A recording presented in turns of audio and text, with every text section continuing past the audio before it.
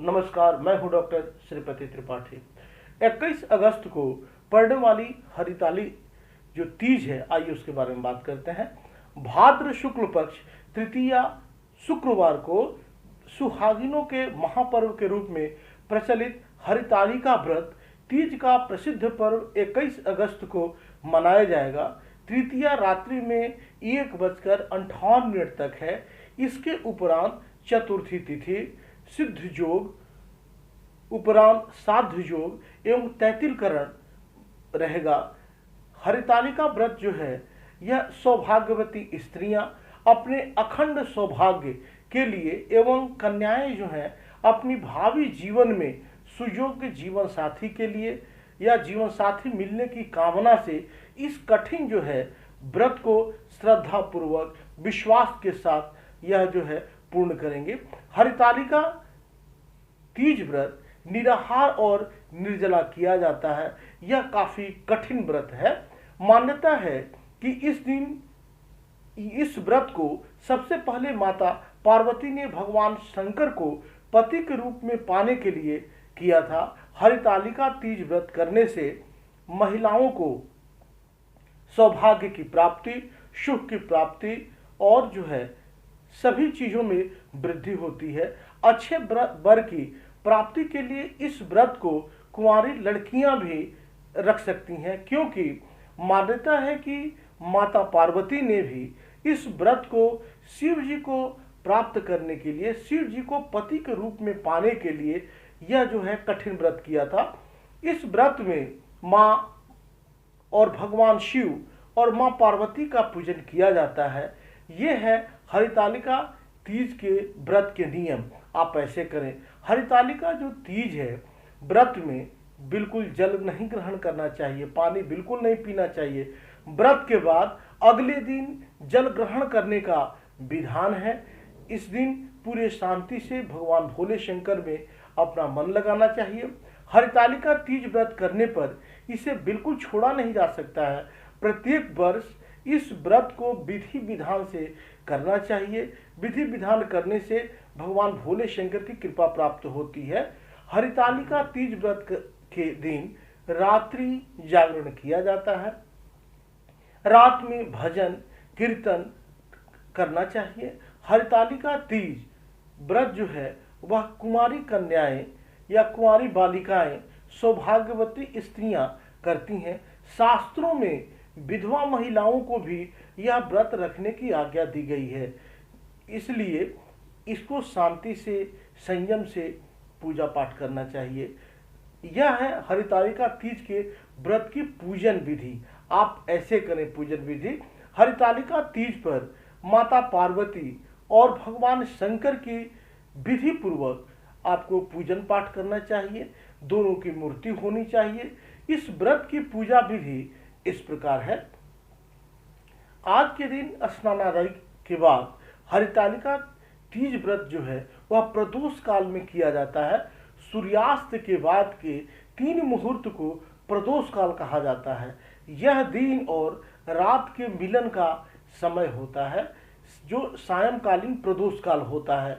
हरितालिका पूजन के लिए भगवान शिव, माता पार्वती और भगवान गणेश की बालू, रेत व काली मिट्टी की प्रतिमा हाथों से बनाना चाहिए। अगर गंगा जी करीब में है तो वहां से बालू लाएं, वहां से मिट्टी लाएं।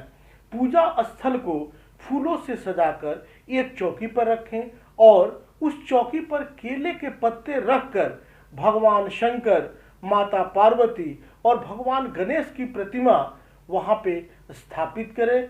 उसके बाद अच्छे से पूजन पाठ करें। इसके बाद देवताओं का आवाहन करते हुए भगवान शिव, माता पार्वती और भगवान गणेश का जो है षोडशोपचार पूजन करें। पूजन करने के पश्चात निश्चित रूप से सुहाग की पिटारी में सुहाग की जितनी सारी वस्तुएं होती हैं वह रखकर माता पार्वती को चढ़ाना चाहिए। इस व्रत की मुख्य परंपरा है। इसमें शिव जी को धोती और अंगोछा चढ़ाया जाता है। यह सुहाग सामग्री सास के चरण स्पर्श करने के बाद ब्राह्मणी और ब्राह्मण को दान देना चाहिए। दान करने से सभी ग्रह हमारे अनुकूल होते हैं और सौभाग्य की प्राप्ति होती है। इस प्रकार पूजन के बाद कथा सुने और रात्रि का जागरण करें। आरती के बाद सुबह माता पार्वती को सिंदूर चढ़ाएं और ककड़ी हलवे का भोग लगाकर व्रत जो है इस दिन दूसरे दिन खोलें। यह है हरितालिका व्रत की पूजा की सामग्री। यह सामग्री आप पहले से ही एकत्रित कर ले, जिसमें बिल्व पत्र, समी पत्र, केले का पत्ता, धतूरे का फूल, फल, अकवन का फूल, तुलसी, मंजरी, जनेऊ, नाड़ा, वस्त्र, सभी प्रकार के फल एवं फूल पत्ते, फूलहरा, प्राकृतिक जो फूलों से सजा हो वह होना चाहिए। आइए जानते हैं हरितालिका तीज व्रत का पौराणिक महत्व क्या है। हरितालिका तीज व्रत भगवान शिव और माता पार्वती के पुनः मिलन के उपलक्ष्य में मनाया जाता है। यह पौराणिक कथा के एक पौराणिक कथा के अनुसार माता पार्वती ने भगवान भोलेनाथ को पति के रूप में पाने के लिए कठोर तपस्या किया था। इन्होंने हिमालय पर गंगा नदी के तट पर माता पार्वती ने भूखे प्यासे रहकर तपस्या की। माता पार्वती की यह स्थिति देखकर उनके पिता जो थे वह हिमालय बेहद दुखी हुए। एक दिन महर्षि नारद भगवान विष्णु की आज्ञा से पार्वती जी के विवाह का प्रस्ताव लेकर आए, लेकिन जब माता पार्वती को इस बात का पता चला तो वे विलाप करने लगीं। एक सखी के पूछने पर उन्होंने बताया कि वे भगवान शिव को पति के रूप में प्राप्त करने के लिए कठोर जो है वह तप कर रही हैं, तपस्या कर रही हैं और यहाँ पे बैठी हुई हैं। इसके बाद अपनी सखी की सलाह पर माता पार्वती वन में चली गई और भगवान शिव की मनोयोग के साथ आराधना में लीन हो गई। इस दौरान भाद्रपद में शुक्ल पक्ष की तृतीया के दिन हस्त नक्षत्र में माता पार्वती ने रेत से शिवलिंग का निर्माण किया और भोलेनाथ की आराधना में मग्न होकर रात्रि जागरण किया। माता पार्वती के कठोर तप को देखकर देवाधिदेव महादेव भगवान शिव ने उन्हें दर्शन दिए और पार्वती जी की इच्छानुसार उन्हें पत्नी के रूप में स्वीकार किया। तो यह जो है पार्वती जी ने कठिन तपस्या करके शिव जी को प्राप्त किया। तभी से अच्छे पति की कामना और पति की दीर्घायु के लिए कुंवारी कन्या और सौभाग्यवती स्त्रियां हरितालिका तीज का व्रत रखती हैं और भगवान शिव व माता पार्वती की पूजा पाठ करती हैं, पूजा अर्चना करके उनका आशीर्वाद प्राप्त करती हैं। तो निश्चित रूप से हरितालिका तीज के दिन महिलाएं भूल कर भी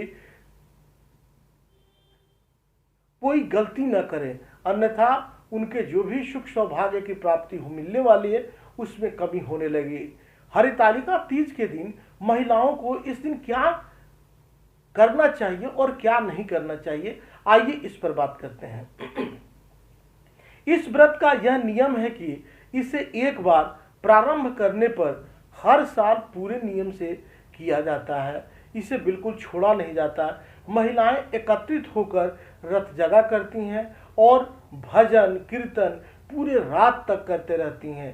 तो निश्चित रूप से इस व्रत को शांतिपूर्वक करना चाहिए। महिलाएं इस दिन बिल्कुल भी पानी ग्रहण नहीं करती हैं। इस व्रत में सुबह स्नान के बाद भगवान शिव पार्वती की पूजा का पूर्ण विधान है। पूरे दिन भजन गाया जाता है, भोले शंकर के स्तोत्रों का पाठ किया जाता है, उनके मंत्रों का जप किया जाता है और हरितालिका व्रत की कथा सुनाई जाती है। कुछ राज्यों में महिलाएं पार्वती जी की पूजा करने के पश्चात लाल मिट्टी से स्नान करती हैं। मान्यता के अनुसार ऐसा करने से महिलाएं पूरी तरह से शुद्ध मानी जाती है, क्योंकि मिट्टी तो बहुत ही शुद्ध होता है। हरितालिका व्रत के दिन यह जरूर करती हैं महिलाएं। इस दिन अखंड सौभाग्य की कामना के लिए महिलाएं और युवतियां अच्छे वर की प्राप्ति के लिए हरितालिका तीज का व्रत रखती हैं, पूजा करती हैं, पाठ करती हैं और मनोयोग से पूजा करती हैं। इस दौरान नई दुल्हनें अपने मायके में झूला झूलती हैं और सखियों से अपने पिया और उनके प्रेम की बातों का रस लेती हैं। प्रेम के बंधन को मजबूत करने के लिए यह व्रत रखती हैं। यह प्रेम के रूप में भी व्रत जाना जाता है। इस दिन हरी हरी चूड़ियाँ, हरे वस्त्र और मेहंदी का विशेष महत्व है। इस दिन जो है महिलाएं सुहाग का प्रतीक मानकर मेहंदी लगाती हैं। इसकी शीतल तासीर प्रेम और उमंग को संतुलित करती हैं। इसलिए इस दिन महिलाएं मेहंदी जरूर लगाती हैं और अपने हाथों में अच्छे ढंग से मेहंदी लगाती हैं। ऐसा माना जाता है कि मेहंदी भावना को नियंत्रित करता है। हरियाली तीज का नियम है कि क्रोध को मन में बिल्कुल नहीं आने देना चाहिए, जरा सा भी क्रोध मन में नहीं लाना चाहिए। मेहंदी का औषधीय गुण इसमें महिलाओं की मदद करता है, महिलाओं को बिल्कुल शांत चित्त रखता है। सुहागन महिलाएं प्रकृति की हरियाली को अपने ऊपर ओढ़ लेती हैं। नई दुल्हनों को उनकी सास उपहार भेजकर आशीर्वाद देती हैं। आशीर्वाद में सभी चीज की प्राप्ति होती है। कुल मिलाकर इस व्रत का महत्व यह है कि सावन की फुहारों की तरह सुहागन जो महिलाएं हैं वह प्रेम की फुहारों से अपने परिवार को खुशहाली दें और वंश बढ़ाएं। तो निश्चित रूप से आपको शांति से अच्छे से पूजा पाठ करना चाहिए। भूल कर भी ना करें।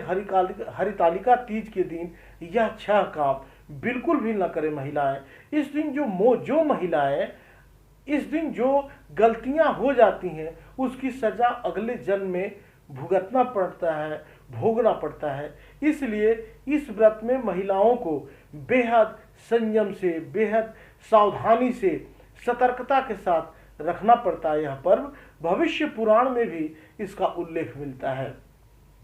इस दिन व्रत रखने वाली महिलाएं और युवतियों को पूरी रात जागरण करना चाहिए, उनको जागना चाहिए, पूजा करनी चाहिए। यदि कोई महिला व्रत के दौरान अगर सो जाती हैं तो वह अगले जन्म में अजगर के रूप में जन्म लेती हैं। इसलिए निश्चित रूप से नहीं सोना चाहिए। हरितालिका जो है निर्जला व्रत होता है।